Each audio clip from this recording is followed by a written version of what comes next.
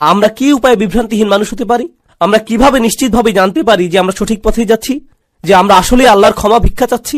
আর একদিকে আপনারা যদি শুধু এই ধরনের আয়াতই পড়েন, তবে আপনি পুরোপুরি বিষণ্ণগ্রস্ত হয়ে যাবেন যে যাই করি না কেন কিছুই যায় আসে না। আমি জানিও না বিচার দিবসের দেয়ালটি কি ঠিক দিকে থাকবে নাকি ভুল দিকটায়। আমি জানি না আমার তাওবা কি আসলে আন্তরিক নাকি কৃত্রিম। আমি জানি না। তাহলে কিভাবে জানতে পারি? কোরআনের একটি স্থান নিয়ে এত এত আলিম কথা বলেছেন, কোরআনের এত এত স্পেশালিস্ট মুতাদাব্বিরিন এটা নিয়ে কথা বলেছেন যে এই স্থানে আল্লাহর ক্ষমাপ্রাপ্তির বিষয়টা সবচেয়ে বিস্তারিতভাবে আলোচনা করা হয়েছে। ইসলামে ক্ষমার দর্শনের পুরো বিষয়টি ব্যাপকভাবে একটি স্থানে আলোচিত হয়েছে। এটা হচ্ছে সূরাতুজ জুমার। আর আমি এখান থেকে কিছু জিনিস প্রথমে আমার নিজের জন্য, এরপর সবার উদ্দেশ্যে আলোচনা করছি। যেমন এই খুতবার শুরুতেই বলেছি যে আমাদের সবার জন্যই এই আলোচনা। এই আয়াতগুলো সম্পর্কে আমি আপনাদের বলেছি, এর মানে এই নয় যে আমার এগুলোর দরকার নেই।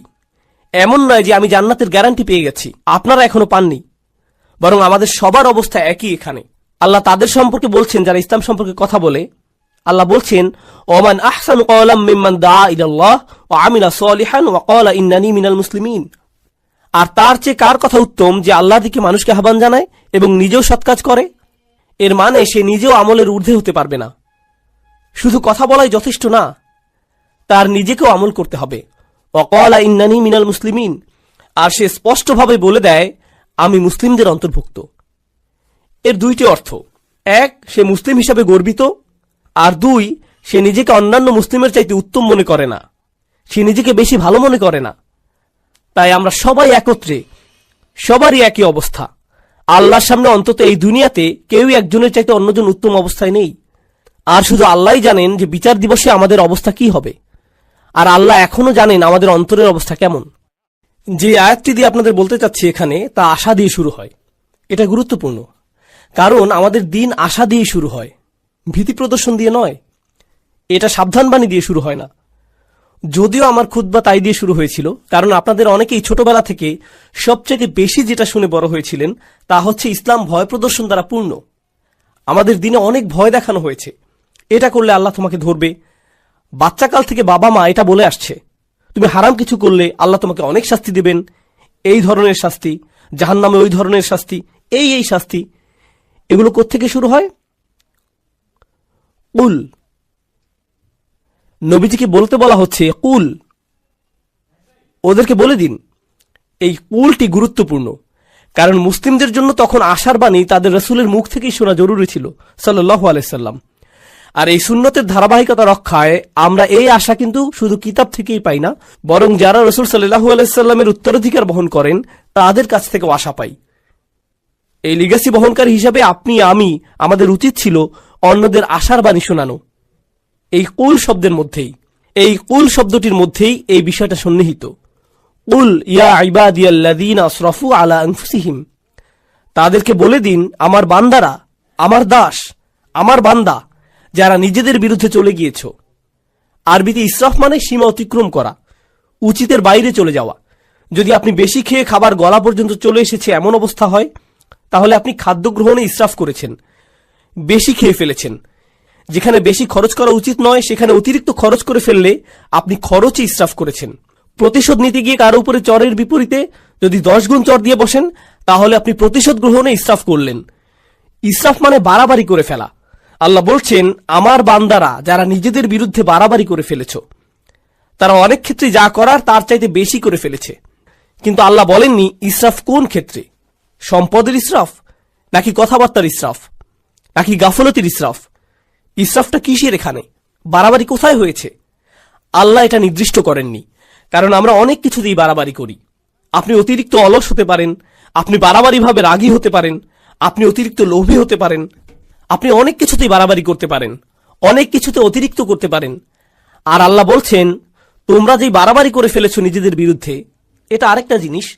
আল্লাহ কিন্তু বলতে পারতেন, ইয়া ইবাদিয়াল্লাযীনা আযলামু, যারা পাপ করেছো, যারা ইরতাকাবু সাইয়্যাতু, পাপ কাজ সংগ্রহ করেছো। না, বরং বললেন আসরাফু আলা আনফুসিহিম। এটা কি ইঙ্গিত দিচ্ছে? ইসরাফ হয় যখন কেউ নিজের জন্য বেশি বেশি চায়, আর নিজের জন্য বেশি চাবার কারণে আপনি ভাবছেন এটার ফলে আপনি বেশি কিছু পাবেন।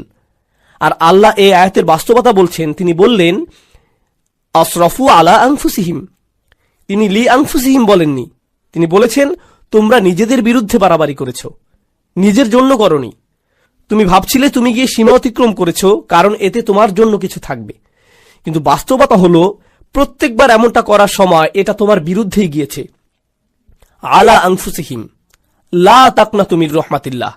তুমি যদি এটা মেনে নাও, আর আমি যদি মেনে নেই যে আমরা কিছু জিনিস বাড়াবাড়ি করেছি, কিছু জিনিসের সীমা অতিক্রম করেছি, তাহলে আল্লাহ বলছেন কোনোভাবেই আশাহত হইও না। এটা হলো সিদ্দাতুল ইয়াইস আল কুনুত। সিদ্দাতুল ইয়াইস, প্রচন্ড হতাশা, খুবই বিষণ্ণতা। এখানে কি শিখতে পারছি? গুনাহ, মন্দ কাজ, এগুলো আমাদেরকে হতাশ করে দেয়। তারা এমন অনুভূতি আনে যে আল্লাহ তো আর আমাকে ক্ষমা করবেন না, আমার অবস্থা তো খুব খারাপ, তাই না? ক্ষমা চাবার অর্থটাই বা আর কি? আমি কি করছি জানেন? আমি কি কি কাজ করি সেগুলো জানেন? আপনি না জানলেই ভালো ভাই, আমি খুবই খারাপ। আর এই সময় ভাবছেন, এই সময় এসে ক্ষমা চাবার মানেটাই বাকি। আর আল্লাহ জানেন এই চিন্তাগুলো ওসব মন্দ কাজের থেকে উৎপন্ন হয়। আবার কেউ বলে, ক্ষমা চাওয়া নিয়ে আমি আর ভাবতে পারবো না। আসলে যারা ভালো মানুষ তারা তো ইস্তেগফার ইত্যাদি করে, আমি তো অনেক অনেক খারাপ কাজের মধ্যে জড়িত। তাছাড়া এসব থেকে দূরে থাকবো সেটাও না, একেবারেই আশাহীন হয়ে যাও। তাছাড়া এসব থেকে দূরে থাকবো সেটাও আপাতত হচ্ছে না। আল্লাহ বলছেন, লা তাকনাতু মির রাহমাতিল্লাহ। নিজেদেরকে আলাদা করে ফেলো না, আশাহত হয়েও না, একেবারেই আশাহীন হয়ে যেও না আল্লাহর ভালোবাসা, যত্ন আর ক্ষমা থেকে। আল্লাহ তোমাকে ভালোবাসা বন্ধ করেননি, তোমার খেয়াল রাখাও বন্ধ করেননি। এমন কখনোই না যে আল্লাহ তোমার প্রতি ক্ষমা দেখাতে আর আগ্রহী নন, এমন কিছুই না। আপনি নিজেকে বলেন, আল্লাহ মনে হয় আমাকে শাস্তি দিতেই চান। না, এটা আপনার ধারণা, আল্লাহ বলেননি, আপনি বলছেন। আল্লাহ কোরআনে কখনোই বলেন না যে আপনাকে শাস্তি দিতে চান, বরং তিনি উল্টোটাই বলেন, মা ইয়াফআলুল্লাহু বিআযাবিকুম। আপনাকে শাস্তি দিয়ে আল্লাহর কি লাভ? তিনি কেন শাস্তি দিবেন আপনাকে? হুবহু এটাই বলেছেন আল্লাহ। দেখুন, কিছুদিন আগে অসাধারণ এক হাদিস পড়েছি, এটা আমার দৃষ্টিভঙ্গি একেবারেই বদলে দিয়েছে। আপনাদেরকে এটা আগেও বলেছি যে আল্লাহ আমাদের সকলের জন্যই জান্নাতে ঘর বানিয়েছেন, প্রত্যেকটি মানুষের জন্যই, মুসলিম বলেন অমুসলিম বলেন সবাই, আমাদের প্রত্যেকের জন্যই জান্নাতে একটি বাড়ি বানানো আছে, আমাদের জন্যই অপেক্ষা করছে। একটি পরিবার অপেক্ষা করছে সেখানে। কেউ কেউ পরিবার বলতে বোঝেন যে তিনি আপনার আর আপনার পরিবারের জন্য জান্নাতের গ্যারান্টি আগেই দিয়ে রেখেছেন। শুধু কিছু মানুষ যেতেই চায় না, কিছু মানুষ জান্নাতেই যেতে চায় না, আর তাই জান্নাতে অনেক খালি বাসা পড়ে থাকবে যখন মানুষজন যাবে। আর আল্লাহ বলছেন এই ঘরগুলো উত্তরাধিকার হিসেবে মুমিনদেরকে দেয়া হবে। উলাইকা হুমুল ওয়ারিসুন, সেগুলোকে মুমিনদের জন্য উত্তরাধিকার হিসেবে দেয়া হবে, যারা নিজের পরিবার সহ জান্নাতে আনন্দ করতে চায়নি তাদের ঘর। আল্লাহ কোরআনে বলছেন, আল্লাযীনা খাসিরু আনফুসাহুম ওয়া আহলিহিম ইয়াওমাল কিয়ামাহ, যারা নিজেদের আর নিজেদের পরিবারকেও হারিয়ে ফেলেছে বিচার দিবসে। নিজের পরিবারকে কিভাবে বিচার দিবসে হারিয়ে ফেলে?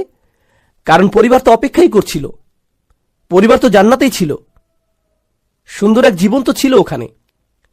তাই আল্লাহ আযজা ওয়া জাল্লা এই আয়াতে বলছেন, ইন্নাল্লাহা ইয়াগফিরুয যুনুবা জামিআ। দয়া করে খোলা কানে এই আয়াতগুলো শুনুন। রমজানের আর যে কয়দিন বাকি আছে সেগুলোর সুযোগ নিন, নিজেদের জন্য আর আপনার পরিবারের জন্য হলেও।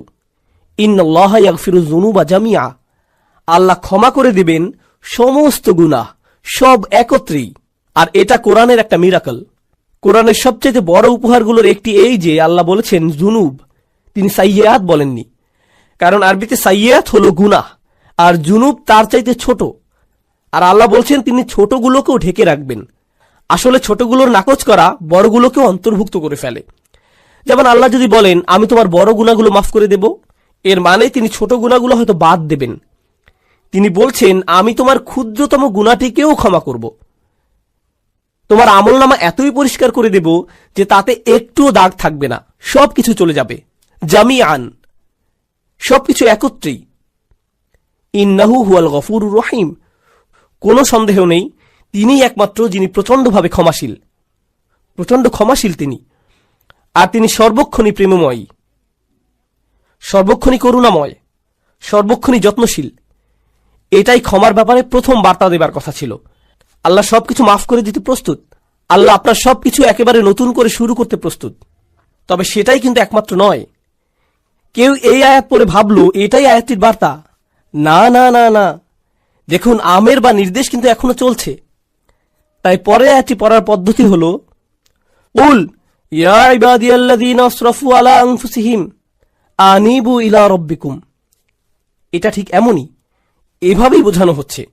এর মানে হলো, আমার বান্দারা, এখন যেহেতু জানো যে আমি সবকিছুই ক্ষমা করে দেব, আমার কাছে ফিরে আসো, নিজের মালিকের কাছে ফিরে আসো। এই বার্তার পরের অংশ এটাই।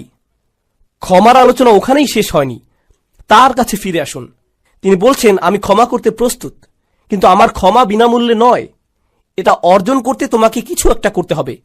আমার কাছে ফিরে আসো। আনিবু ইলা রব্বিকুম, নিজের অন্তর তোমার রবের দিকে ফিরিয়ে দাও। আমার কাছে ফিরে আসো। আনিবু ইলা রব্বিকুম, নিজের অন্তর তোমার রবের দিকে ফিরিয়ে দাও। দেখুন, আরবিতে তওবা আক্ষরিকভাবেও হতে পারে। আল্লাহর দিকে অন্তর ফিরে আসা তওবা হয়, আবার শারীরিকভাবে ফিরে আসাকেও তওবা বলা যেতে পারে। ইনাবা শুধু অন্তরের জন্য। আরবিতে ইনাবা ব্যবহৃত হয় যখন অন্তর আল্লাহর দিকে ফিরে আসে। তাই আল্লাহ বলছেন, তোমার অন্তর কোথায়? কি নিয়ে ব্যস্ত তুমি? কি নিয়ে বিভ্রান্ত তুমি? তোমার মালিকের কাছে ফিরে যাও, তিনি ক্ষমা করতে প্রস্তুত। ওয়াসলিমুলাহু, এরপর তিনি বলছেন, যেহেতু তোমার অন্তর আমাকে দিয়েছ, এখন তোমার সত্তাকেও আমার প্রতি সমর্পণ করো। ইসলামে থাকো, নিজেকে সমর্পণ করো, মান্য করতে প্রস্তুত হও। ও আসলিমুলাহু মিন ক্বাবলু আন ইয়াতিয়াকুমুল আযাব সুম্মা লা তুনসারুন, শাস্তি আসার পূর্বেই এরপর আর সাহায্যপ্রাপ্ত হবে না। এখন আল্লাহ শাস্তির কথা বলেছেন। এমন না যে আয়াতে শাস্তির কথা নেই, আছে, কিন্তু শুরু হয়েছে কি দিয়ে? শুরু হয়েছে উৎসাহ দিয়ে, যে দেখো আমি সব ক্ষমা করতে প্রস্তুত, কোনো শাস্তিই তোমাকে দেয়া হবে না। তুমি যদি চাও তবে আমার কাছে ফিরে আসো, নিজেকে আমার কাছে সমর্পণ করে দেওয়া উচিত তোমার, আর তাড়াতাড়ি করো এটা। এমন ভেবো না যে অনেক সময় হাতে আছে। এমন লোকদের অন্তর্ভুক্ত হয়েও না বিচার দিবসে যাদেরকে বলা হবে তারা বাস্তুম, ভেবেছিলে তোমাদের হাতে অনেক সময় যে দেরি করলেও হবে, তাই না? এটা যেন ফি মানাতা আখারতুম, তুমি বিলম্ব করেছিলে, অনেক সময় আছে আরো, থাকুক, বাদ দাও। এই ধরনের কথাবার্তা, এমন ধরনের লোক হবে না। আল্লাহ বলছেন শুরু করে দাও, মিন কবলি। এই মিনকে বলে মিনা তাজিল, শাস্তি আসার ঠিক আগে আগে। আমি বলছি শাস্তি হতে কিন্তু দেরি নেই, কাছেই। বিচার দিবসের কথা বললে অনেকে মনে করেন বিচার দিবস অনেক দেরি, তাই না? ইন্নাহুম ইয়ারাউনাহুম বাঈদা, তারা মনে করে ওটা হতে অনেক দেরি। অনারাহু করিবা, আল্লাহ বলছেন আমরা দেখেছি যে এটা শীঘ্রই। কিন্তু আমাদের প্রত্যেকে আমরা কখন যাব? আমরা কি ঈদের দিন আদৌ দেখতে পাবো? কে জানে? কে জানে আমরা কবে যাব? কে জানে মৃত্যুর ফেরেশতার কাছে আল্লাহ কি লিখে দিয়েছেন? আমরা পার্কিং লট পর্যন্ত কি যেতে পারবো? কে জানে? আমরা কেউ জানি না। আর আমাদের মৃত্যু হলেই মান মাতা ফাকাদ কামা কিয়ামাহু, যে চলে যায়, যেই মারা যায় তার কিয়ামত শুরু হয়ে যায়। আপনার কিয়ামতের জন্য ইয়ামুল কিয়ামা, পুনরুত্থান দিবসের জন্য অপেক্ষা করতে হবে না। 1 সেকেন্ডেরই ব্যাপার এটা। আর ফেরেশতা যখন চলে আসবেন তিনি বলবেন না, ও সরি, আপনার 5টা একটা মিটিং আছে না, তাহলে পরে আসছি। এমনটা কিন্তু হবে না। যখন যাবার সময় চলে আসবে, যেতেই হবে, কোনো দেরি হবে না। তাই আল্লাহ বলছেন আর দেরি করো না, নিজের অন্তরকে আমার দিকে ফিরিয়ে আনতে আর সমর্পণ করতে বিলম্ব করো না। ও আনিবু ইলা রব্বিকুম ওয়া আসলিমু লাহু। তাছাড়া আমাদের দিনের সৌন্দর্যটা দেখুন। কেউ যদি খুতবাতে বসে বসে সিদ্ধান্ত নেয় যে সে আল্লাহর দিকে ফিরে আসবে, সে এখনো কিন্তু কিছুই করেনি। সে কিন্তু এখনো তার জীবনধারা সম্পর্কিত কিছুই বদলায়নি। সে এখনো তার আয়ের উৎস নিয়েও কিছু করেনি, কিংবা তার আচরণেও পরিবর্তন আসেনি। সে শুধু অন্তরে নিয়ত করেছে যে সে ভিন্ন মানুষ হয়ে যাবে। আর সে বের হয়ে যাবার সময়, কিংবা সে তার পরিবারের সাথে দেখা করার আগেই আল্লাহ হয়তো তার জীবন নেবার সিদ্ধান্ত নিলেন, সে ক্ষমা পেয়ে যাবে। সে তো পরিষ্কার, সে আল্লাহ দিকে ফিরে এসেছিল, এটাই যথেষ্ট। সুবহানাল্লাহ। আমি একজন লোককে চিনতাম নিউ ইয়র্কের এক মসজিদে, বেশ বড় মসজিদ, ম্যানহাটনের 96 স্ট্রিট, সেখানকার সবচেয়ে বড় মসজিদ। আর এটার সামনেই বিশাল বড় একটা অ্যাপার্টমেন্ট কমপ্লেক্স। সেখানে এক হিন্দু লোক বাস করত। মসজিদটাও সেখানে যুগ যুগ যাবৎ ছিল। সে প্রতিদিন সেই দিক দিয়ে যেত আর শুনত, কারণ তারা মাইকে আজান দিত। তো তিনি আজান শুনতেন, সবসময় সেটা শুনতে পেতেন। 96 বছর বয়স। মসজিদে এসে বললেন, আমি মুসলিম হতে প্রস্তুত। 96 বছর বয়স। শাহাদা পাঠ করলেন। 2 দিন পর মারা গেলেন। 96 বছরের শিরক, 96 বছরের গাফলা, এরপর তিনি আল্লাহর কাছে ফিরে এলেন, সেটাই যথেষ্ট হয়ে গেল। সব পাপ মুছে ফেলা হলো, সকল মন্দ কাজকে ভালো কাজে পরিণত করে ফেলা হলো তার জন্য। ইন্না লিল্লাহি ওয়া ইন্না ইলাইহি রাজিউন। এটাই আল্লাহর দয়া, কারো প্রতি এটাই আল্লাহর ভালোবাসা যে চলে যাবার পূর্বেই আল্লাহ তাদের ফিরে আসতে দেন। ওয়া আনিবু ইলা রাব্বিকুম। এটা শুধু অমুসলিমদের প্রতি আহ্বান নয়, আমাদের জন্য, আমাদেরও আল্লাহর কাছে ফিরতে হবে। এমন মনে করবেন না যে আমি শুধু খুব আধুনিকতাবাদী লিবারেলদের উদ্দেশ্যে কথাগুলো বলছি, এখানকার ধার্মিকদের উদ্দেশ্যে বলছি না, হিজাব সহ বোন কিংবা দাড়িওয়ালা সেই ভাইটির উদ্দেশ্যে না, না না না, সবার উদ্দেশ্যেই বলছি। আল্লাহ কিন্তু বিচার দিবসে আমাদের চেহারা দেখবেন না, আল্লাহ দেখবেন আমাদের অন্তরে কি আছে। আমাদের দেখতে, কিছু করতে বেশি ধার্মিক ধার্মিক মনে হয়, তার মানে এই নয় যে আমরা অন্যের চাইতে ভালো অবস্থানে আছি, এটা শুধু আল্লাহই ভালো জানেন। ওয়া আসলিমু লাহু মিন ক্বাবলু আন ইয়াতিয়াকুমুল আযাব সুম্মা লা তুনসারুন। অত্তাবিউ, আদেশ এখনো চলছে, তোমাদের মধ্যে যারা পাপী, অত্তাবিউ আহসানা মা উনজিলা ইলাইকুম মির রাব্বিকুম। কি যে সুন্দর! আল্লাহ বলছেন, তোমাদের যা দেয়া হয়েছে তার সর্বোত্তমটি অনুসরণ করো, তোমাদের প্রতি নাজিলকৃতর মধ্যে সর্বোত্তমটি। এর অর্থ কি হয়? এর অর্থ হলো কোরআন। এর আগেই ওহী নাজিল হয়েছিল, কিন্তু মানুষের প্রতি নাজিলকৃত সর্বোত্তমটি হলো আল্লাহর এই কিতাব। আর কোনো কিছুই এর চাইতে উত্তম নয়। তোমরা কেন এর অনুসরণ করছো না?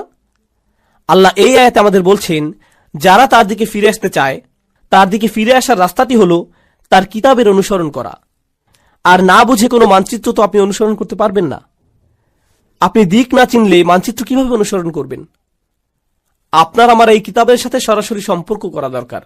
যদি আপনি এই কিতাবটিকে উপেক্ষা করে চলছেন, তবে এই আয়াত আপনার জন্য। আপনি আমি যদি ক্ষমা চাই, তবে এই কোরআনের সাথে সরাসরি সম্পর্ক করতে হবে। এটা পড়ুন, কি বলতে চাচ্ছে সেটা বোঝার চেষ্টা করুন, আন্তরিকতার সাথে আল্লাহর কাছে দোয়া করুন, হে আল্লাহ, এই কিতাব বুঝতে আমাদেরকে সাহায্য করুন। আমি অনুবাদ পড়ছি, কিছুই বুঝছি না, আমাকে এর ব্যাখ্যা বুঝতে সাহায্য করুন। আপনি কি বলতে চাচ্ছেন আমাকে বলুন। ইয়া আল্লাহ, আরবি শিখা আমার জন্য সহজ করে দিন, যেন আমি আপনার কিতাবের সাথে সম্পর্ক করতে পারি। আল্লাহ আপনার জন্য সহজ করে দিবেন। তিনি করবেন না এমন হবে না। সমস্ত মানব জাতির প্রতি এটা খোলা দাওয়াত। তিনি বলেছেন তিনি সহজ করে দিবেন। আমি তো এটা আপনার জন্য সহজ করে দিতে পারবো না, আল্লাহ পারবেন। ওয়ালাকাদ ইয়াসসারনাল কুরআনা লিযিকরি। তিনি বলছেন আমরা তো কোরআন সহজ করে দিয়েছি। তিনি বলেননি লিল আরব। তিনি শুধু আরবদের জন্য সহজ করে দেননি, বরং পুরো মানব জাতির জন্য সহজ করেছেন। এটাই তার ওয়াদা। তাই তাকে কিছু আন্তরিকতা দেখান, নিজের পক্ষ থেকে কিছু প্রেরণা দেখান যে আপনি প্রস্তুত, যে আমিও ফিরে যেতে চাই। আপনি